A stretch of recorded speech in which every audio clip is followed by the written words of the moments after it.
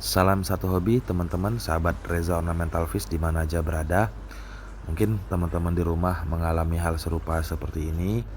Dalam kategori ikan kondisi stres, di mana kondisi stres ini saya kategorikan menjadi dua kategori. Yang pertama grade 1. Jadi grade 1 ini cukup lumayan ringan, di mana ikan arwananya berdiam diri di permukaan atau di pancuran, di permukaan, di pojok di permukaan, dan naik satu level tingkat dalam kategori cukup lumayan menuju ke parah. Jadi ikan arwana ini banyak berdiam diri di dasar akuarium, bahkan dia sering melompat-lompat seperti mengambil udara. Nah, jadi akan saya bahas satu-satu, hanya media teks tentunya, karena memang ini kebetulan ikan hias milik salah satu sahabat satu hobi kita, dimana dari beberapa konsultasi yang masuk selama ini cukup lumayan banyak. Kebetulan ini ada video sambil santai, sekedar dokumentasi, mudah-mudahan dokumentasi buat saya dan buat si pemilik dan bermanfaat tentunya buat teman-teman semua. Selamat menyaksikan. Nah, ini teman-teman. Nah, ini saya ketikkan. Nah, nanti bakal saya copy ke link deskripsi. Nah, jadi kategori ikan seperti ini saya kategorikan, saya namakan ikan stres. Di mana ikan stres ini stres ringan dan stres berat dan sakit, sakit ringan dan sakit parah. Nah, jadi ini kita membahas kondisi stres, di mana kondisi stres ini saya kategorikan jadi dua kategori, di mana stres ringan level 1. Jadi level 1 ini berlanjut jika kita salah penanggulangan, jika kita telat penanggulangan ini berlanjut ke stres ringan level 2. Nah, jadi saya bahas satu-satu. Ringan level 1 itu bisa kita lihat itu biasanya itu serba di permukaan. Itu seperti ciri-ciri diam terus mojok di pancuran air. Hanya kita perhatikan si ikan ini serba di permukaan, jadi tidak seperti ikan-ikan yang normal. Terus masa karantina itu biasanya 2-3 minggu. Ini kategori stabil.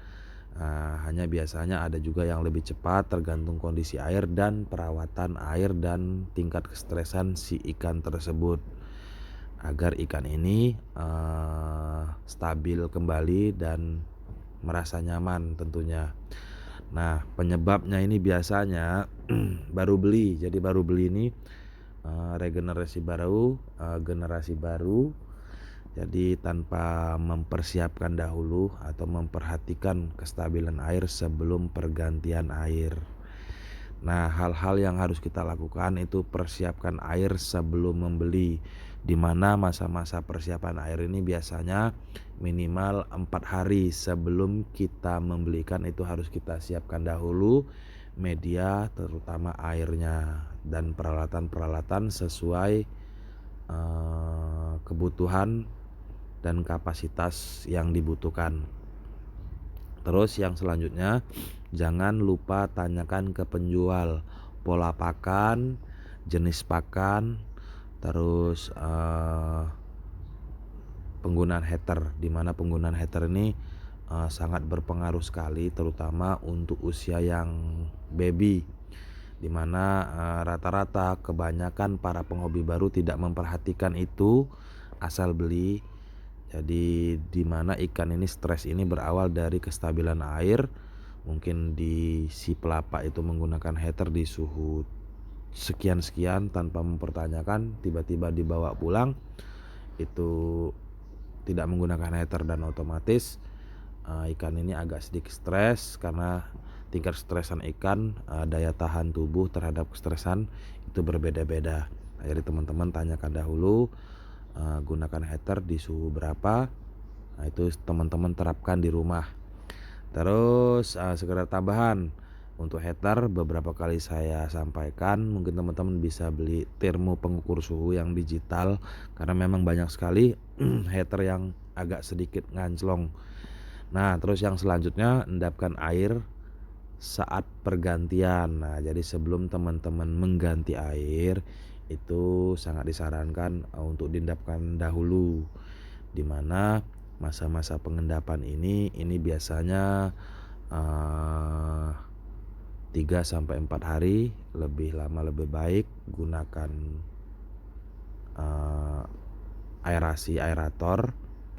Terus saat pergantian juga itu nanti diupayakan, terutama untuk usia babynya itu, pengukuran suhu sebelum pergantian dan saat kita ganti.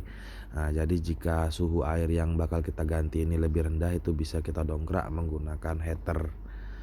Itu biasanya untuk usia yang agak baby, memang agak sedikit ribet, hanya jika teman terapkan, sehari-hari, disitulah nanti teman-teman bisa, ada kesimpulan sendiri. Nah, jadi merawat ikan gimana, jadi ada kepuasan tersendiri. Terus yang selanjutnya untuk ikan baru atau masa-masa karantina itu, matikan lampu, jadi tanpa penggunaan lampu. Terus dibutuhkan, kestabilan air di masa-masa pemeliharaan dan porsi pakan yang cukup, jadi jangan terlalu berlebih karena berlebih juga tidak baik. Terus puasakan dalam masa-masa karantina. Untuk pemberian pakan untuk jangka waktu lama masa puasa itu, tergantung kondisi ikan. Jadi kita belajar analisa sendiri, biasanya 2 sampai 3 hari itu dipuasakan dan pemberian pakan itu pakan yang lembut seperti jangkrik itu saya sarankan untuk kaki-kaki dan kepala itu dibuang dahulu. Terus, ketinggian air karena memang ini dalam kategori stres ringan, jadi stres ringan level 1 tadi. Jadi ketinggian air itu jangan terlalu rendah, itu rata-rata 20 sampai 35 sentimeter kurang lebih. Jadi tidak bagus juga terlalu rendah karena memang dapat memicu tingkat kestresan yang cukup dan berlanjut ke stres yang agak berat. Terus dilarang keras mengganti air setiap hari, apalagi air yang belum disiapkan. Mungkin untuk teman-teman yang perlu, rekomen untuk penyiapan air di video saya itu ada, mungkin teman-teman bisa cari, mudah-mudahan bermanfaat tentunya. Jadi yang selanjutnya itu berlanjut ke ringan level 2. Jadi ringan level 2 ini dari hal-hal yang saya sebutkan yang saya sebutkan tadi, itu telat penanggulangan, terus, salah penanggulangan. Jadi ciri-cirinya yang tadi itu banyak di permukaan, yang ini, banyak diam di dasar akuarium. Ini agak agak slip tadi nulisnya. Jadi mojok, terus diam di dasar akuarium, terus loncat-loncat seperti mengambil udara segar. Terus masa karantina untuk hal ini biasanya cukup lumayan lama, ini rata-rata minimal 1 sampai 2 bulan. Nah, jadi, buat teman-teman yang mengalami hal seperti ini harus sangat diperhatikan karena memang, untuk ikan-ikan terutama di usia baby, mulai usia baby kurang lebih 8, 10 sampai 25 sentimeter sangat rentan sekali. Nah, hal itu, disebabkan terhadap pergantian air itu biasanya. Jadi di mana saat kita pergantian air itu tanpa memperhatikan suhu maupun pH yang, sudah kita perhatikan, air yang sudah kita endapkan, jadi terjadi perubahan yang sangat ekstrem, jadi menyebabkan tingkat kestresan si ikan itu, timbul. Nah, jadi, jika dalam masa sesi-sesi, karantina level 2 ini kita, memerlukan obat, itu biasanya kalau saya pribadi, saya hanya menggunakan garam ikan dan Akreflavin yang HCl ya, itu yang cukup lumayan bagus, hanya untuk dosis, ala kadar saja. Terus ketinggian air. Nah, ketinggian air untuk karantina level 2 ini biasanya maksimal 3 kali tinggi ikan, itu rata-rata 15 sentimeter, maksimal 25 sentimeter. Itu udah paling maksimal, itu juga kita lihat kondisi ikannya. Terus beri sedikit arus, gunakan pompa kecil saja, jadi jangan terlalu deras sekali arusnya. Terus mungkin untuk pancuran di pembuangan akuarium dari filter itu bisa teman-teman tambahkan pipa, jadi langsung dorong ke air, jadi sedikit menciptakan suasana yang agak sedikit tenang. Terus, hindari lalu lalang, jadi jangan terlalu, buat si ikan itu merasa terancam atau ngerasa takut. Terus set heater dan perhatikan kualitas dan kestabilan air. Gunakan heater itu rata-rata 30 sampai 32, itu juga tergantung size. Dan kalau untuk ukuran size yang 15 cm ke bawah itu biasanya maksimal saya menggunakan di 30 derajat, dan untuk yang selanjutnya itu di 32 derajat tergantung size ikannya. Nah, untuk pencabutan heater itu nanti perlahan, mungkin teman-teman di rumah akan cabut heater itu perlahan saat dia memang benar-benar normal, dan itu pun teman-teman harus benar-benar menjaga kualitas air tentunya. Terus juga yang kedua, kebersihan dari filter, karena memang fungsi dari heater di situ yang utamanya menjaga kestabilan air. Terus yang kedua, membunuh bakteri-bakteri yang timbul di bawah suhu standar. Jika teman-teman dapat menanggulangi itu semua, mungkin bisa teman-teman cabut untuk heaternya. Jadi untuk kesimpulannya, banyak sekali hal-hal ini terjadi pada ikan usia baby, terutama mulai dari 10 cm lah biasanya yang sudah mulai diperjualbelikan, hingga 25 cm.